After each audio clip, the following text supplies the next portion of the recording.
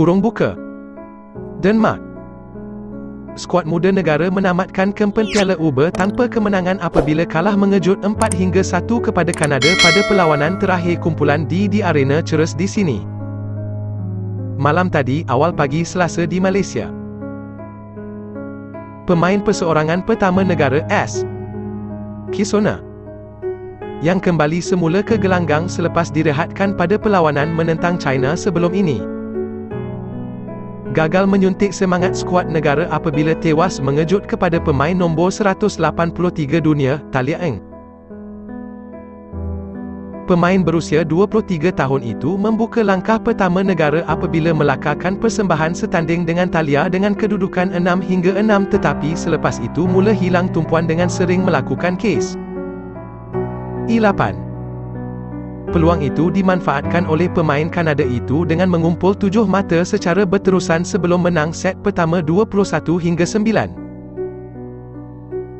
Pada set kedua, Kisona, selaku pemain nombor 53 dunia, bangkit semula buat seketika dengan mendahului 5-1 tetapi sekali gagal mengekalkan rentak dengan mudah memberi kemenangan 21-14 kepada lawannya yang mengambil masa 36 minit untuk mengutip mata pertama. Untuk Kanada, pada perlawanan beregu pertama, wakil negara Teo May Ing Yap Ling, selaku pasangan nombor 68 dunia, memberi sedikit harapan untuk menyamakan kedudukan dengan kemenangan 21-13 pada set pembukaan berdepan dengan beregu nombor 20 dunia, Rachel Honderich Kristen Tasai.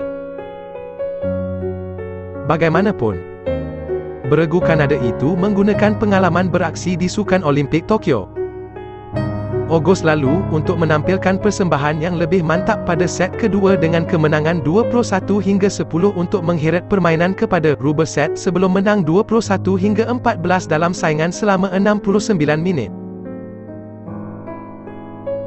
Kanada mengesahkan kemenangan 3-0 apabila pemain nombor 185 dunia, Rachel Chan tampil dengan aksi bertenaga untuk menyingkirkan wakil negara Won Chi-Uan 21-12, 21-13 dalam masa 33 minit.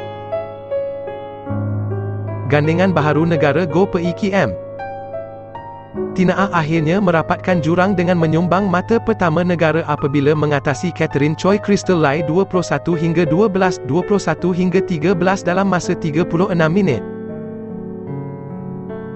Ini adalah kali pertama digandingkan dan tidak banyak berfikir tetapi hanya mahu turun untuk berjuang mengumpul setiap mata dengan harapan mencapai kemenangan. Malangnya tidak dapat membantu mengubah kedudukan tetapi kemenangan dalam saingan ini adalah bermakna dan gembira buat kami, kata Tina Ah. Momentum kemenangan itu bagaimanapun tidak dapat diteruskan oleh K. Latshana pada perlawanan terakhir apabila tewas 21-17, 16-21, 21-12 kepada Wen Yu Zhang dalam saingan selama 50 minit itu. Skuad Piala Uber negara meletakkan sasaran peringkat suku akhir tetapi gagal melepasi saingan peringkat kumpulan apabila tercorot dalam kedudukan kumpulan selepas tewas 4-1 kepada tuan rumah. Denmark, Sabtu lalu, 5-0 kepada China pada Ahad dan Kanada 4-1. Hanya 2 pasukan teratas setiap kumpulan mara ke peringkat kalah mati dengan China dan Denmark mengesahkan slot ke suku akhir dengan masing-masing mencapai 2 kemenangan. Juara kumpulan tersebut akan ditentukan selepas pertembungan antara kedua-dua pasukan itu pada perlawanan terakhir kumpulan, malam Selasa. Berikutan kempen skuad Piala Uber negara berakhir malam tadi. Skuad lelaki negara akan membuka kempen Piala Thomas di venue sama dengan berdepan Kanada pada malam Selasa. Pukul 1 pagi.